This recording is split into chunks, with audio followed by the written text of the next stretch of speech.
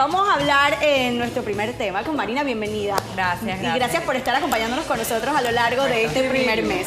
Y hablando de niños, el tema que nos toca a continuación no es tan agradable, porque vamos a hablar del trabajo infantil. Mañana se conmemora el Día del No al Trabajo Infantil, ¿verdad, Marina? Es correcto. Mañana conmemoramos internacionalmente el Día contra el Trabajo Infantil o el Día Internacional del No Trabajo Infantil. No importa al final cómo lo digas, exacto. Lo importante es que es un día que nos sirve de reflexión para recordar que todavía estamos sufriendo de este flagelo en nuestro país y en muchos países del mundo. Lamentablemente las cifras no ayudan. Hace poco vi en una entrevista que el trabajo infantil en Panamá está en aumento en vez de ir disminuyendo. Bueno, todo esto de las cifras a mí me incomoda personalmente un poco porque son muestras, son estadísticas, son muestreos. Pero no es la realidad. Y no necesariamente es la realidad. Lo que sí es una realidad es que el gobierno de Panamá y diferentes gobiernos sí han puesto sus esfuerzos en tratar de erradicar esta situación, igual que muchas empresas privadas y organizaciones civiles. Pero aún falta muchísimo por hacer. Y también quiero aprovechar para decir también pues, que no solamente es el trabajo infantil, sino que también, por otra parte, otra realidad, es tratar de promover el trabajo adolescente, digno.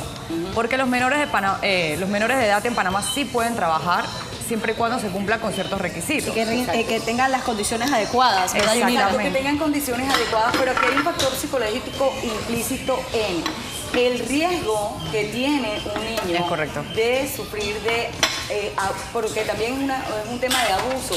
Me he percatado en muchas familias que ponen a trabajar a sus niños y que los padres son quienes se quedan con ese dinero. Entonces ahí es donde tú te preguntas, ¿qué está pasando?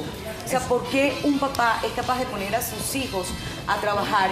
Y muchas veces pasa también que el papá lo pone a trabajar, perfecto, pero el papá no hace nada o los padres no hacen nada y esperan que los chiquillos lleguen con dinero. Bueno, la verdad es que es lamentable lo que comentas, pero hay muchos escenarios distintos.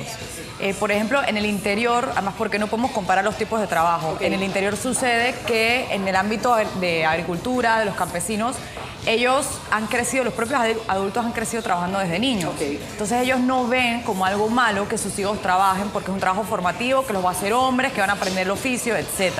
Lo que hay que educar y hay que hacer un esfuerzo para que ellos comprendan que este trabajo formativo no puede poner en riesgo su salud y su vida. Vamos a definir el trabajo infantil, porque muchos que nos están viendo en estos momentos dicen, pero vemos a los niños en el supermercado, por ejemplo, y ellos están trabajando y son menores de edad. Claro. Pero sí están con las condiciones adecuadas, o se supone que deben estar con las condiciones adecuadas. ¿Cuáles son las condiciones no adecuadas en donde podemos denunciar o podemos decir, oye, aquí se está abusando de un menor en cuanto al trabajo? Hay varias cosas, pero para ponérselos facilitos, cualquier menor de 14 años que trabaje es trabajo infantil.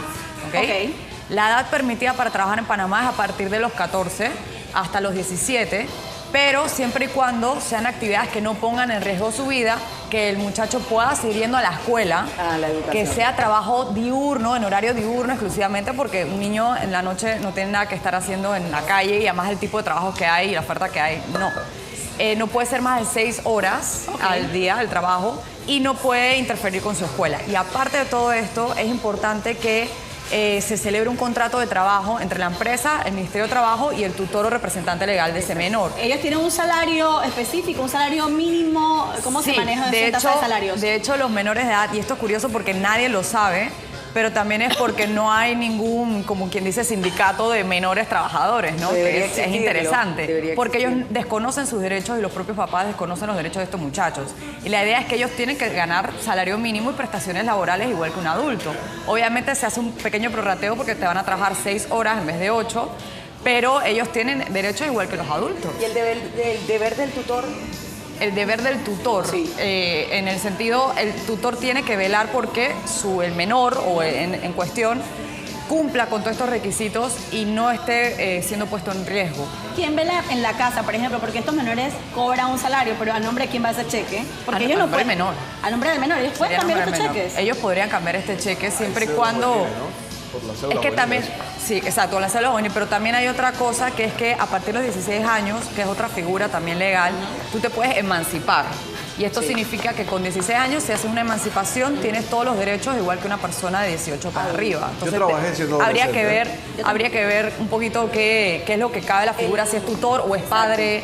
y depende de la situación. Pero por lo menos los de 14 años, yo empecé a trabajar a los 14, de 14 a 16, ¿qué sucede? No te puedes emancipar, no puedes cobrar un cheque. No, no te puedes emancipar, Ajá. es correcto, con 14 años no te puedes emancipar. Todas estas cosas no es que sean restrictivas, sino que lo que hacen es que tratan de proteger al menor en cuestión.